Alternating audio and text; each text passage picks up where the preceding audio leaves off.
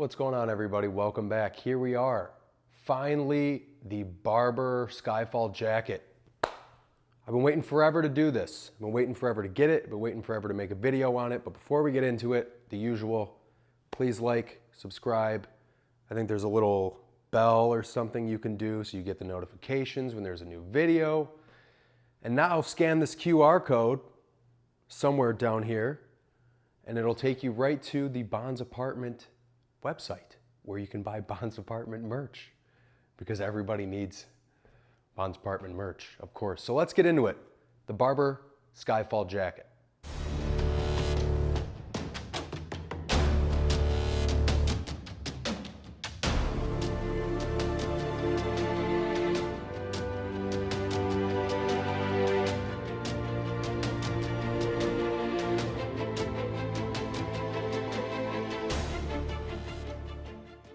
So, history of the jacket. Saw it in Skyfall in 2012. There's 3 different variations of the jacket. So the very first one was designed by a Japanese gentleman, and that's where the name came from. It was X2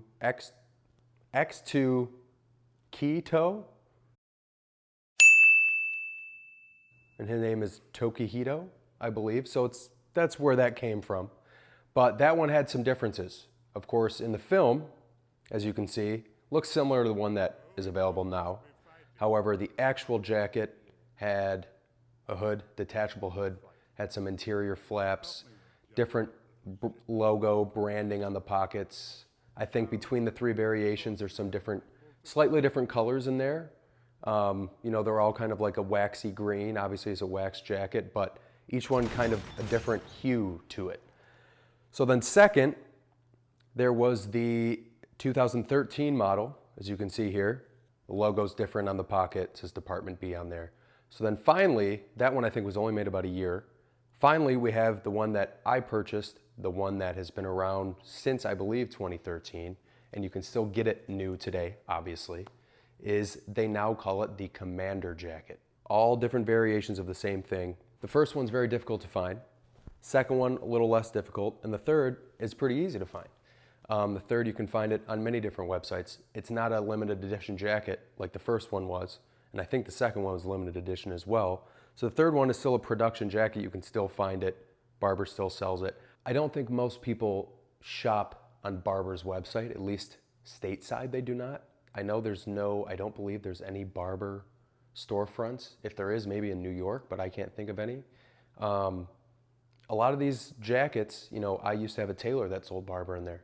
So anything Barbour that I have is from there except for this jacket. And of course the covert, but the covert is from Nordstrom, you know, like a department store we have here in the States. So a lot of different websites is where you need to check for the new jacket. I got mine on a website. I'll put the link below. I'll put a few different links because I'm sure there's different prices. I got mine for a pretty good deal, but we'll get into that later. The reason I hadn't gotten it 10 years ago or 9 years ago, or whenever these different variations started to come out. So the first reason was I was afraid of the fit. I was afraid of how it was gonna fit. I kept hearing very different things from different people, however, all kind of similar at the same time.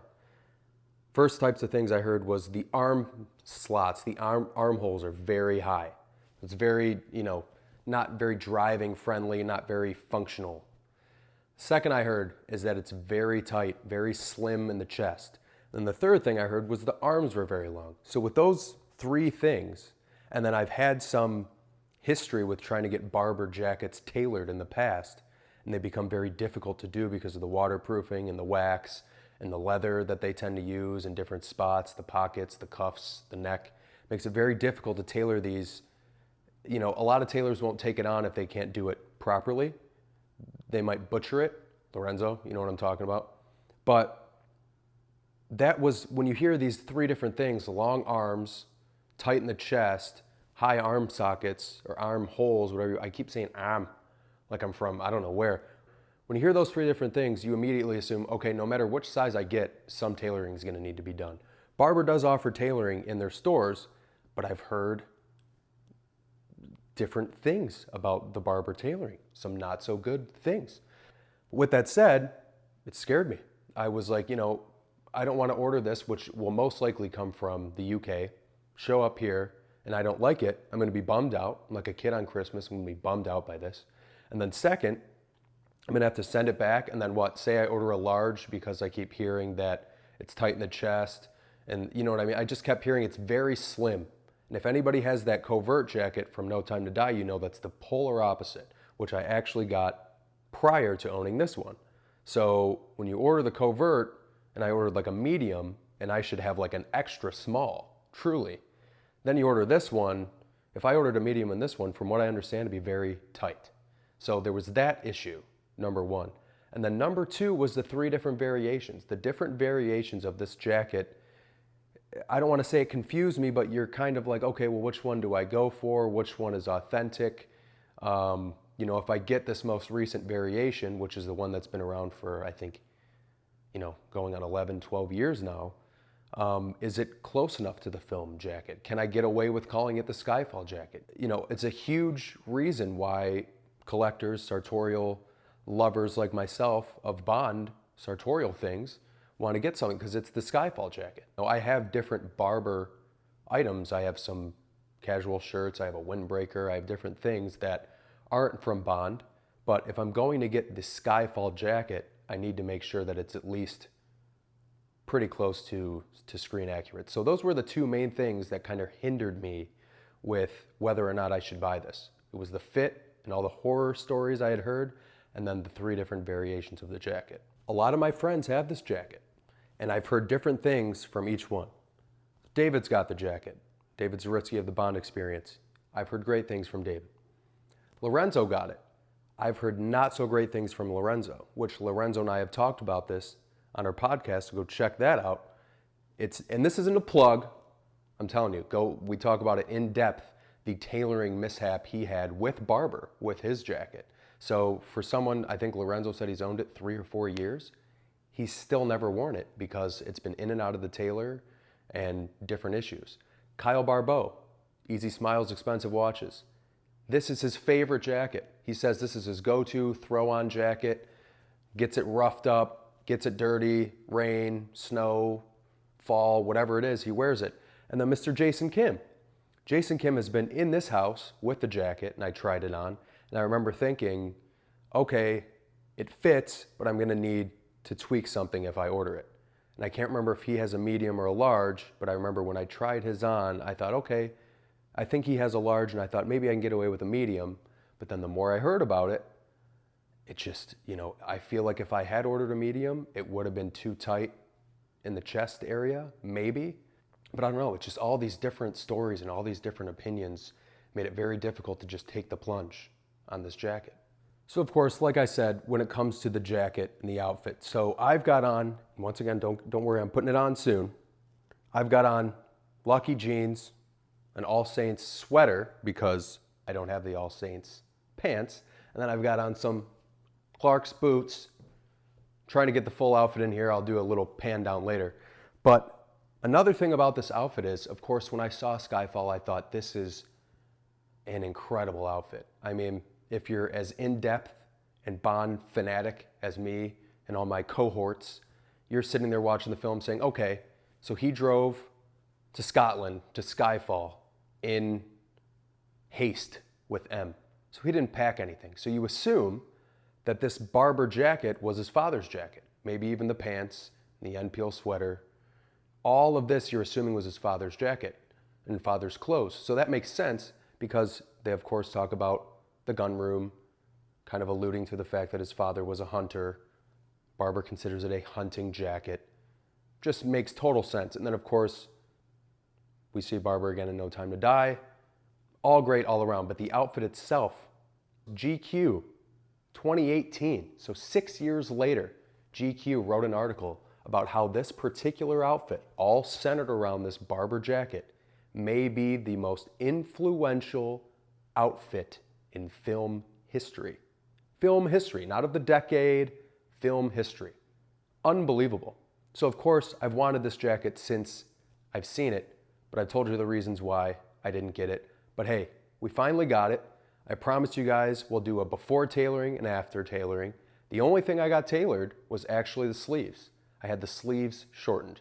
Of course, when I brought it into the tailor, she said, do you need me to keep the leather cuff on the bottom? And I said, I need you to do your best, because that's a huge part of the jacket.